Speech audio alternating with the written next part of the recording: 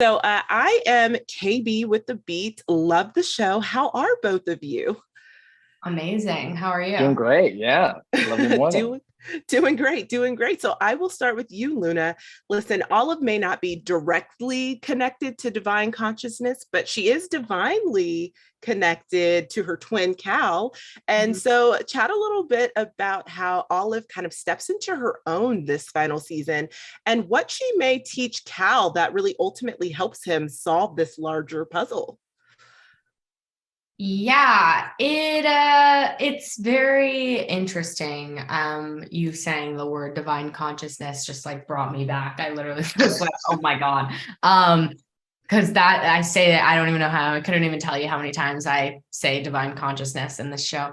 But Divina Conscientia. yeah, the Eventually I'll get Divina that right. Conscientia. Oh my At some God. point we'll pronounce that correctly. Yeah. At some point you guys will see that and be like, oh, okay. But yeah, I mean the story gets a lot darker, it gets a lot deeper, and you know, Olive clearly over the past three seasons, you really got to see it in season three. She became just this like science callings whiz, like just wanting to completely like take over the role that her dad has kind of set up for her or hasn't set up for her, and she's just like, I want to take this on and I want to do it. That this year, ultimately at the end of the show, Olive is like, she makes a big little connection, you know. So I think she's just like, you know, she's really hands-on, and I think she always has been. And I think this year,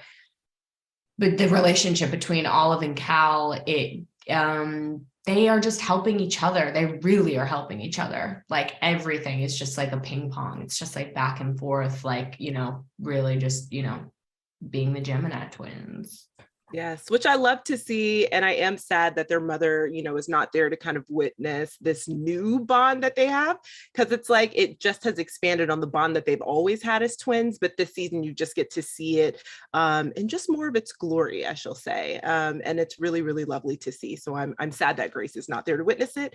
But Ben is. And so for you, Ty, Cal has been trying for years to kind of repair this rift between him and Ben, because whether or not Ben wants to admit it, he is, kind of blaming Cal for everything that happened with Eden and Grace. So what can you tease about how, as Cal kind of steps more into his true and ultimate calling, how this impacts his relationship with Ben?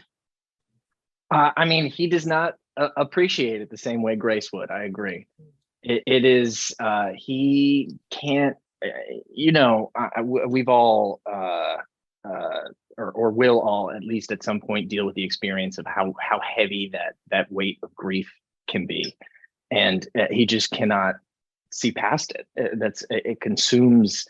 Is consuming his life at the beginning of this season. And there's just not room for Cal, especially since there's this like deep resentment as to, I mean, he sees the direct correlation between me, like Cal touching the tail fin, disappearing, coming back, and his whole family imploding. And it's hard to rebuild that barrier when you don't look like the son he remembers. So figuring that out, and there's some really like the opportunity to get to work on some of this stuff with Josh has been fantastic, because it is, there's so much like subtext in everything. Their relationship is so fraught, and you can feel it in the air sometimes. It's been a blast to work on, and is, I hope, interesting to watch, because we're really, we're Definitely. two other sides of the ocean, two ships in the night. Ooh, well, listen, the Stone family is why we watch. So I think that you all do a brilliant job this season. And I'm so glad that you got the opportunity to have a final season to close this story in the way that you would want. So thank you so much for chatting with the Beat. Really appreciate it. Thank you.